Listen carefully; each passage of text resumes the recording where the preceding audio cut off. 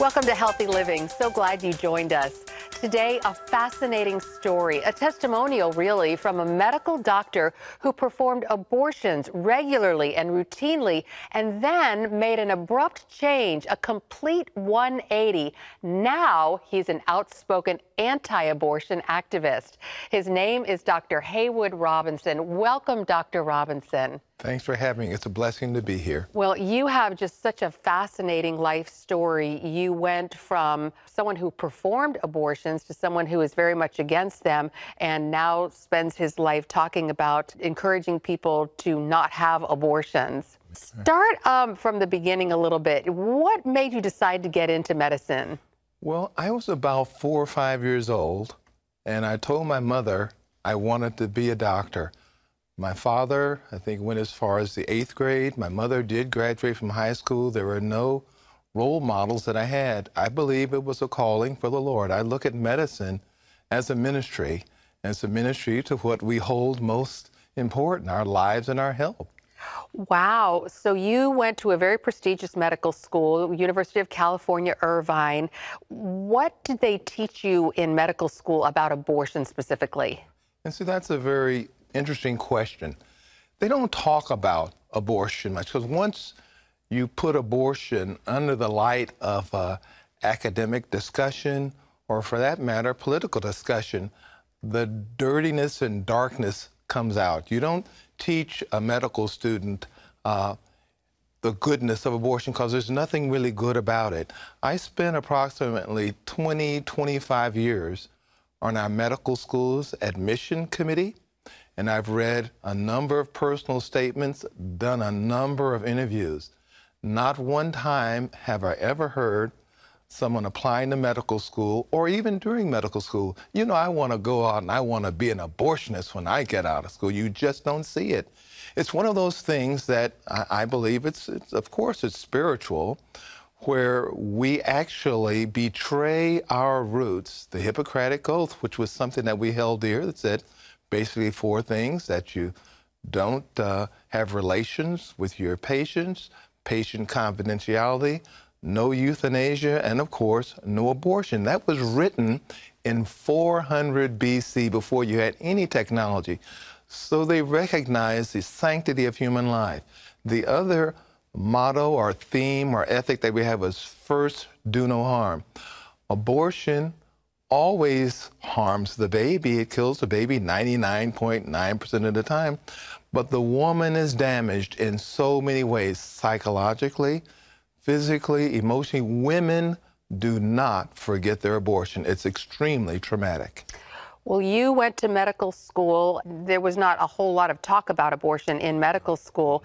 And then you went into your residency when, for our viewers, residency is that period after medical school where you do your training and you do make a very modest salary, but most medical students have enormous debt. And so it's a good idea to try to make a little extra money. And so you went moonlighting and to make a little extra money, and that's how you got into performing abortions. Talk about that a little. Just to give you a little backstory, I met my wife, Noreen, during residency. She was in the obstetrics and gynecology residency. As a matter of fact, she helped train me to do abortions. Now, for the audience's sake, they need to recognize that this procedure that we use to do first trimester abortions is essentially the same procedure that many of the women who are watching this particular show may have experienced when they had a miscarriage. But that same procedure can be used to kill a normal pregnancy. So once you learn that particular procedure, it can be used, like I said, moonlighting. Now, in my hospital, abortions were performed, and I learned abortions there and performed them as part of normal, so to speak, training in obstetrics and gynecology. The next question, you know, most people ask, well, you know, what did your teachers say about that? Did they discuss the ethics of it? Did they give you an option to opt out? There's really no discussion. I remember 2 of my colleagues, women, who were in the residency did say something to the effect, no, I'm not going to be involved with killing those babies. And they were allowed to go do something else other than that procedure. But it's one of those things where, you know, you're kind of in it along with the group. You don't want to rock the boat. You want to get a good evaluation. You do feel something kind of funny about this the first time you do it. But like with any sin or anything you get involved in, your conscience becomes progressively eroded. And so when you felt bad about it the first time, it's less and less and less, and you get sucked in. At the time when I trained, there were numerous abortion facilities all around Southern California, and they needed doctors to hire to do that. And so you'd network or do whatever you'd need to do to find that job. And believe me, abortion pays well. And the way it would work, the doctor would get a split of the fee, usually about half. And the more you do, the more money you get. And it's a very depersonalized situation. The first time you meet these patients, you meet them in that procedure room. You don't know if they've had informed consent. You don't even know if they've been coerced. You come in there, you do your duty, so to speak, and you don't want to build a relationship with that patient because I think in your heart you know you're doing them a disservice. This whole abortion war or Holocaust is the biggest Holocaust in human history. Never have we had something that is global and so deadly. Approximately 60 million, that's 60 million babies are aborted annually on the planet Earth. There is nothing in human history like that amount of death. And so how many would you do, for example, in a day? It could vary. Some days it may only be 5 to 7. On a quote-unquote good day, it might be 10 to 12. But for our audience needs to know that if you were to take the money variable out of this whole abortion industry, we wouldn't be sitting here even discussing the matter. This whole war on babies is fueled by money. It's a very, very lucrative business, very lucrative. It's so wonderful to hear you talk so candidly about this because you were on the inside. Have you ever estimated how many abortions you performed overall? And you know, I don't know. The best I could do is say well over the span of approximately 3-4 years. And if I were doing maybe 5 a week, I could probably get to some number of a few hundred. But just one is an absolute tragedy because each one of those babies was conceived really by God, and they had a purpose, and we robbed them of that purpose. And it's unfortunate. The other thing we need to be aware of as physicians who are here to minister to people, we have committed a gross violation of the public trust, because what we were called to do was protect all life, and not just rich or poor or born versus preborn. It's all life that we were called to save, and it's horrible. I believe as the Lord has saved me and the Lord has worked with my wife, that He's going to use this abortion issue. We're going to get it overturned in the United States, and our country is going to be the first developed country to push back on abortion. I'm believing that in Jesus' name. Well, you certainly have done an about-face, and your story is riveting. It's fascinating, and we will take a quick break and be back with our discussion with Dr. Haywood Robinson. Stay right with us.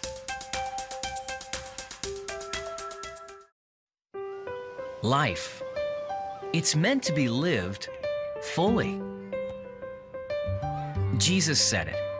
I came to give you life. Life to the fullest.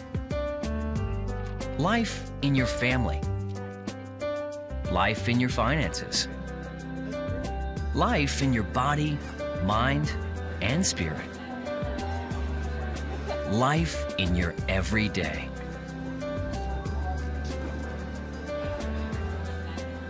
At CBN.com, we're taking what Jesus said seriously. We're here to help you discover life. Life. Live it fully. CBN.com.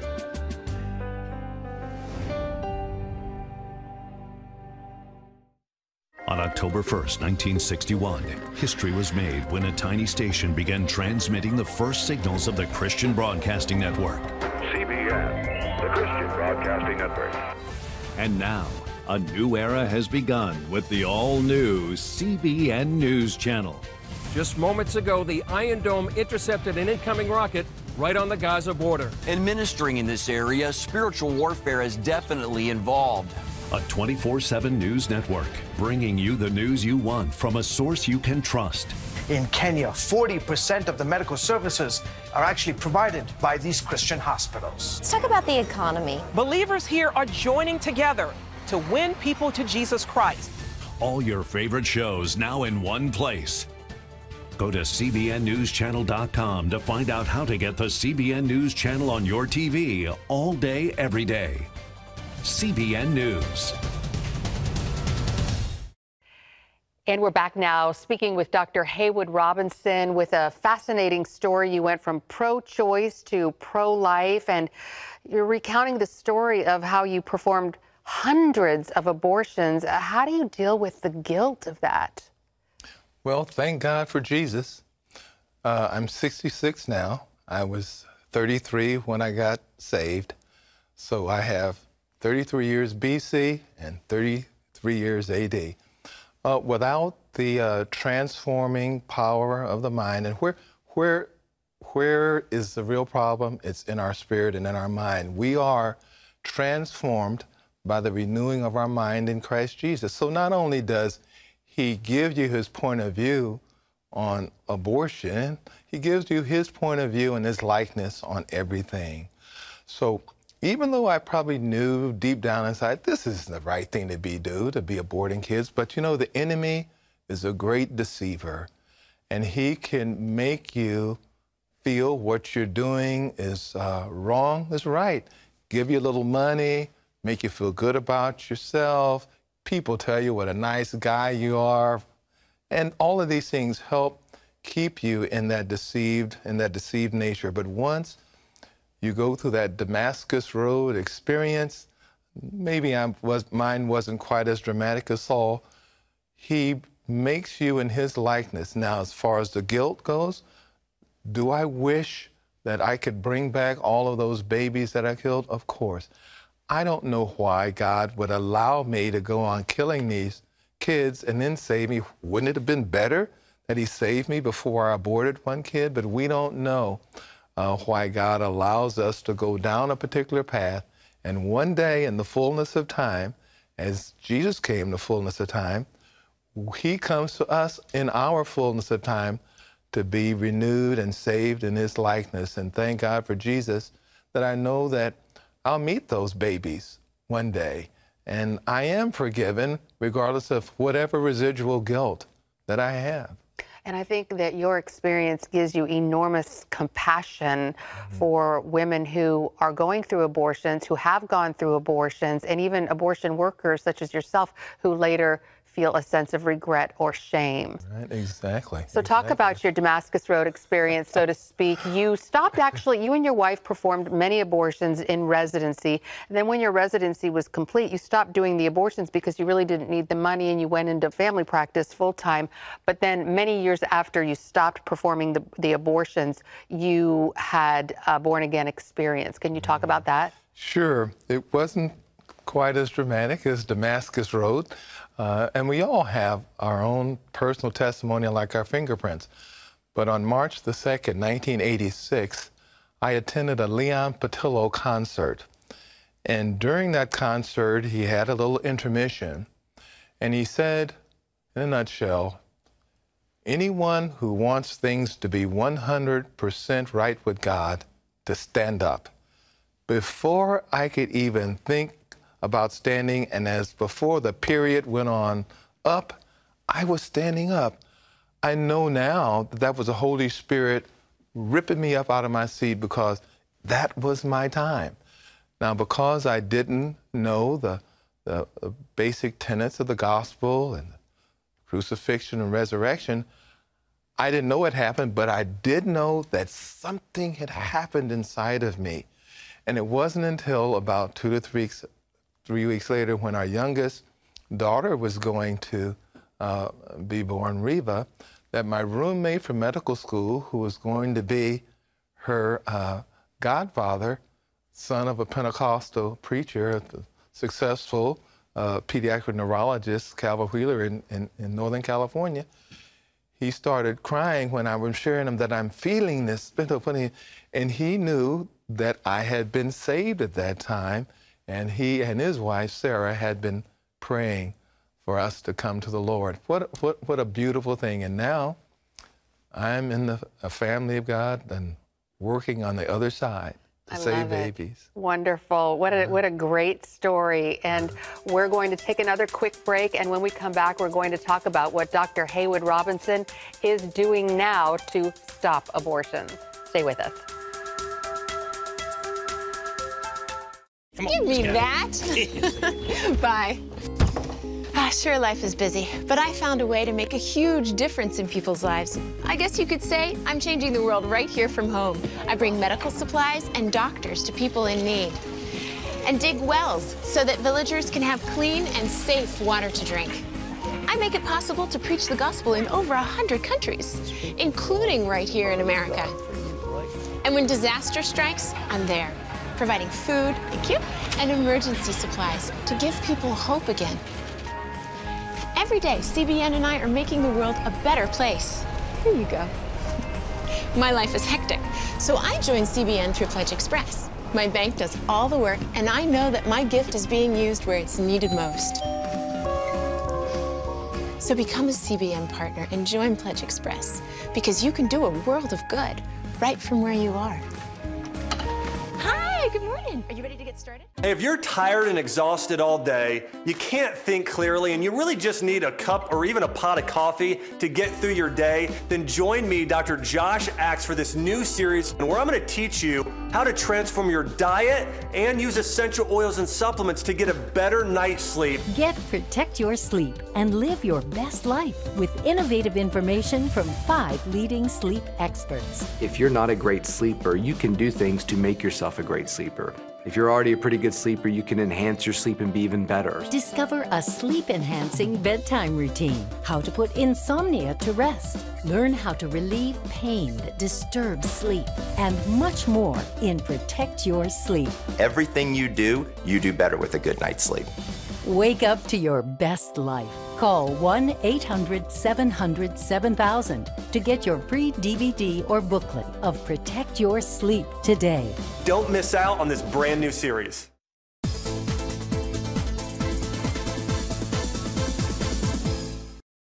And we're back now with Dr. Haywood Robinson. Doctor, talk to us about 40 Days for Life.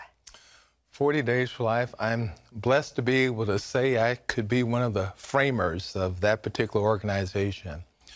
A number of years ago, Planned Parenthood announced that they would be building a facility in Bryan, Texas. A young lady by the name of Lauren Gouldy, as a junior or sophomore at Texas A&M University, just said, we're going to do something about this. She calls a meeting at St. Mary's Catholic Church across the street from the university. I was there along with many of the early people in our town in the movement. She didn't know what we were going to do. We didn't know what we were going to do, but we said we were going to do something. We did several things, picketing this place, the board of directors and stuff, but we prayed in front of the facility there in Bryan. Now, when the Lord gave, which was called the Brazos Valley Coalition for Life, the vision to pray, the campaign was called 40 Days for Life.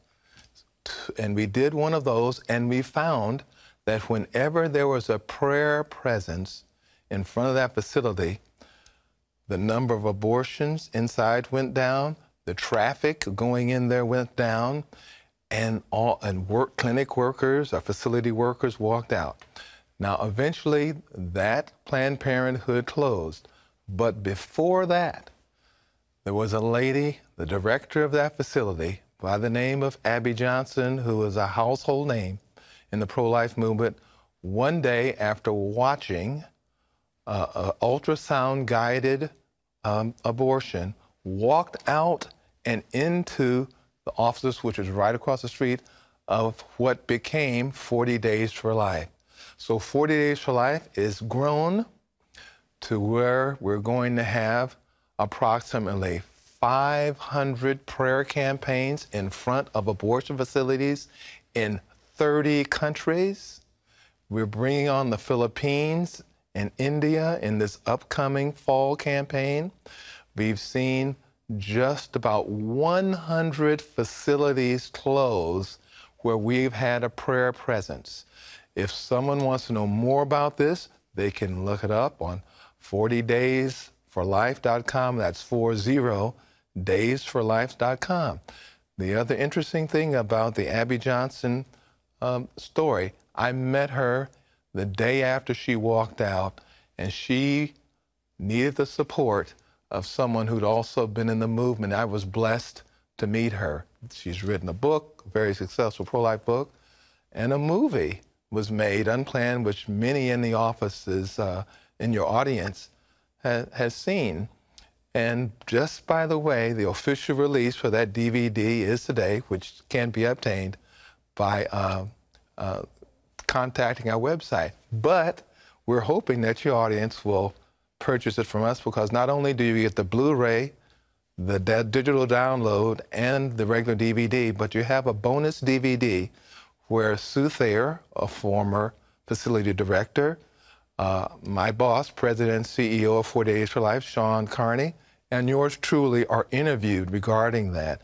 That building, after that facility closed, that Planned Parenthood closed on 29th Street, was ultimately or eventually purchased by 40 Days for Life and the Pregnancy Resource Center.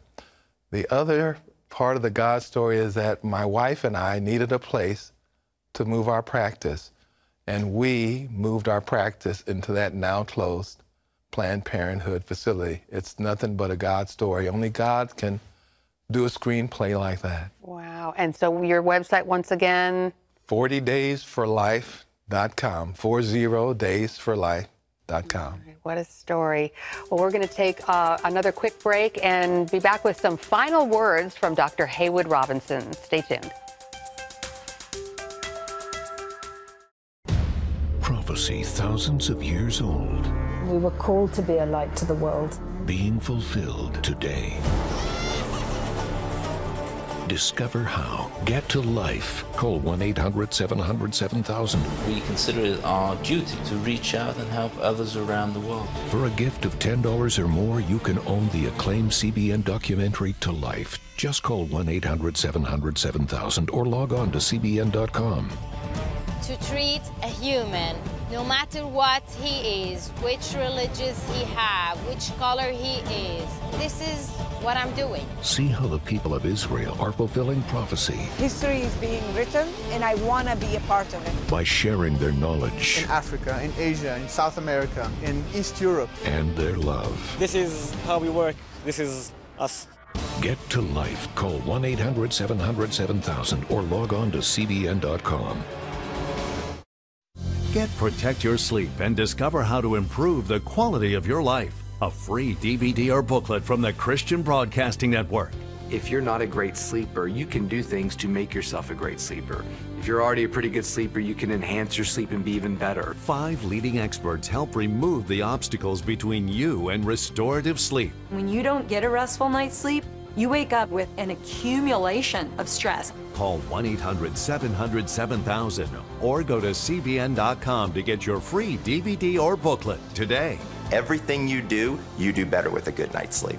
You'll discover how food affects your sleep, how to put insomnia to rest, explore effective remedies for sleep apnea, and much more in Protect Your Sleep. Wake up to your best life and get Protect Your Sleep today. Call 1-800-700-7000 or go to cbn.com to get your free DVD or booklet. Welcome back to our discussion with Dr. Haywood Robinson. And you left the abortion industry, and you say that there are a lot of other people who are probably feeling many of the same things that you did. Yes. I would say to an abortion facility worker, probably tell them something that you probably know in their heart, that you're working in a death center. You really don't like to be there, but you go there because it pays well. But they need to be told that there's a way out. Just get out. I think it was a popular movie, Get Out was the title. There is a way out. Now, will the way out be through Christ? Maybe, but maybe the first step is simply saying, I'm no longer going to be involved with killing these babies. And that would be the first step to them renewing their life. Abortion is a horrible thing that takes children's lives, but they don't have to be involved in it, whether you are a receptionist, a nurse, or a medical assistant. And what do you say to women and really young men also who would like to abort their children? Yeah, and I think men are the key. Most women do not want to kill their baby. They're either coerced, they don't feel like they're going to be supported. It's not natural for a woman to want to get rid of her child. They weren't created physiologically. They want to protect and to nurture. So what the man needs to do, that father, that child needs to accept, this is my family. I'm going to do the right thing. We're going to raise this child or give it up for adoption. I am not going to put my girlfriend or wife through the most traumatic experience of their life. You mentioned that you really don't form a bond with the patients when you were an abortionist. Are these young women counseled about abortion? Do they receive any pregnancy counseling at all? Well, whether it was in the hospital where I worked or in the facility that's a private facility, the doctors really aren't involved in that process. Supposedly the social worker may have talked to them. Supposedly the staff had them sign some informed consent.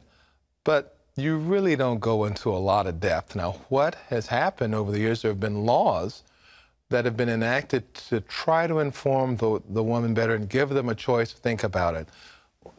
Requiring ultrasound, 24-hour waiting period. Because when a woman gets in crisis and is not so supported, the whole notion of the abortion industry is to get them in as quick as possible and sell them an abortion. Because the longer they wait, the better chance for the baby to survive. Well, it's, again, a fascinating story, and we thank you so much for sharing it with us and for the work that you're doing. Once again, your website is 40daysforlife.com, 40daysforlife.com. Well, thank you again, Dr. Haywood Robinson, for sharing your story. And thank you for joining us for this edition of Healthy Living. We'll see you again next time.